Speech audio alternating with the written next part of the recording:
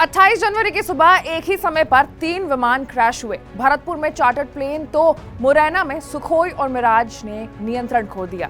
ये fighter jets Balakot और कारगिल में भी इस्तेमाल हो चुके हैं, लेकिन सुखोई और मिराज के क्रैश की खबर कोई नई नहीं है। अब तक 13 मिराज और 11 सुखोई क्रैश हो चुके हैं। ये आंकड़ा सुनकर एक ही सवाल मन में उठता है कि आखिर क्यों ऐसे फाइटर जेट जो बालाकोट और कारगिल में भी इस्तेमाल हुए हैं, उनके क्रैश की खबरें आई हैं। Hello and welcome to Uncut. मैं हूं आपके साथ आशीष सिंह। लेकिन वीडियो में आगे बढ़ने से पहले आपको चैनल को सब्सक्राइब करके बेल आइकन बजाना होगा। सुखोई और मिराज के जो क्रैश हुए हैं वो बताया जा रहा है कि आपस में टकराने के कारण हुए हैं। दो विमानों के टकराने की वजह सिर्फ एक ही है, ह्यूमन एरर। लेकिन ह्यूमन एरर भी दो तरीके की हो सकती है। पहला एयर ट्रैफिक कंट्रोल में खामियों की वजह से और दूसरा पायलट की गलतियों की वजह से। फिलहाल इस क्रैश की वजह की जांच हो रही है, लेकिन सबसे पहले हम एक एक करके इन दोनों फाइटर जेट के बारे में जान लेते हैं। सबसे पहले शुरुआत करेंगे मिराज 2000 से, जो कि 38 साल पहले ही इंडियन एयरफोर्स में शामिल हुआ था और अब तक मिराज के 13 क्रैश हो चुके हैं। मिराज 2000 को फ्रांस की कंपनी दसॉल्ट एविएशन ने बनाया है। ये इंडियन एयरफोर्स के सबसे बेहतरीन और घातक फाइटर जेट्स में से एक है।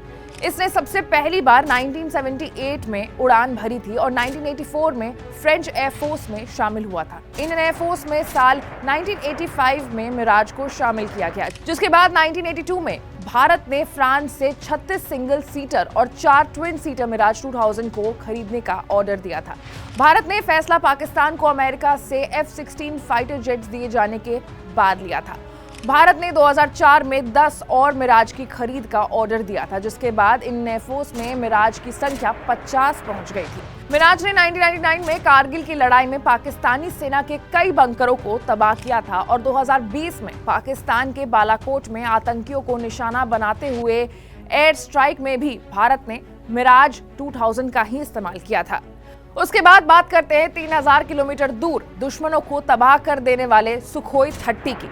सुखोई 30 का नाम भारत के ताकतवर लड़ाकू विमानों में से एक है। सुखोई को साल 1996 में पहली बार इंडियन एयरफोर्स के बेड़े में शामिल करने के लिए खरीदा गया था। सुखोई में दुनिया के सबसे तेज सुपरसोनिक क्रूज मिसाइल ब्रह्मोस को दागने की भी क्षमता है।